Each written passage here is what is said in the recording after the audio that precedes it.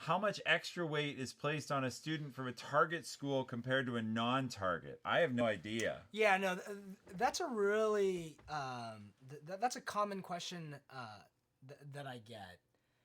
And you might need to define target school in the like. Yeah, and you know, like Target School at Amazon, we define Target School as a school that we have a physical presence at, and it doesn't necessarily mean that it's a top 5, top 10 program.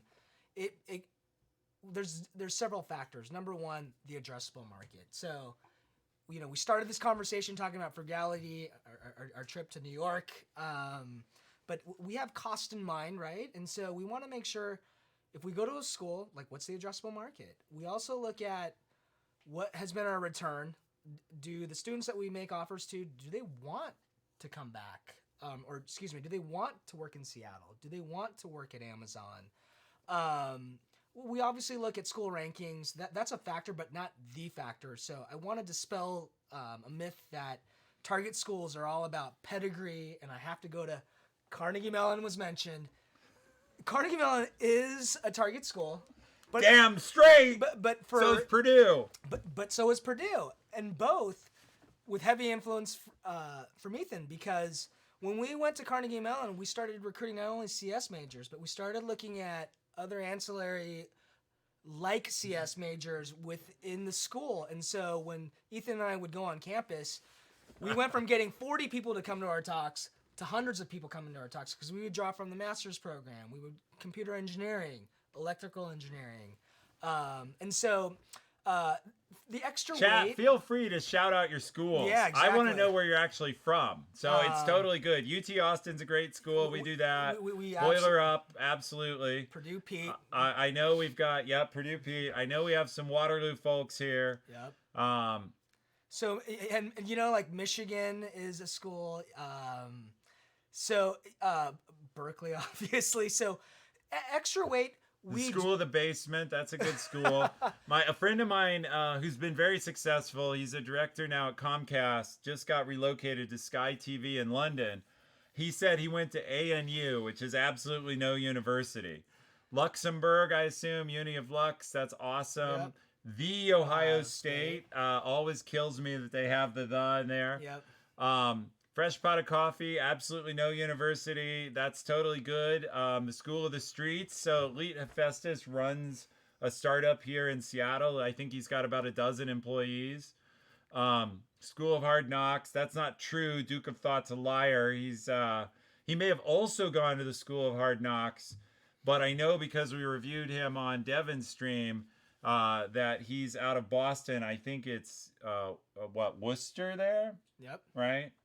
But I think one of the questions, let's get back to the actual question. Yeah, so do we actually weight those people more, or do they have to, is it the same bar for everybody? yeah, you know, I think I started at the beginning of the talk. I can't go into exact numbers, but we're hiring, you know, in the thousands, and so it doesn't take a mathematician to figure out that We're taking from everywhere. We're taking from everywhere. So it really then becomes, how does my application stand out? And then it goes back to preferred qualifications, basic qualifications. Now, we do go on campus.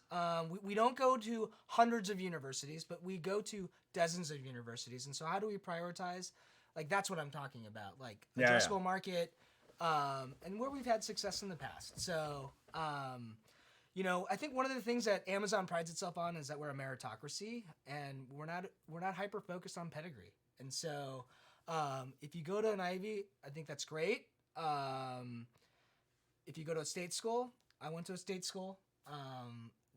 It's great as well. So I saw a question of Ivy Leagues are deprioritized. No, they're not deprioritized. A handful of them, a chunk of them are in our. And that's for tech. Schools. We get a ton of MBAs from the Ivy. Exactly. It says the pressure here, Ojo Four is a comment he's adding to this. The pressure to attend a target school is mostly unwarranted as a student. Look, as someone who went to a so-called target school, and I had no idea at the time, it was completely, it was a huge networking opportunity because many of my peers are at wonderful companies all over the world.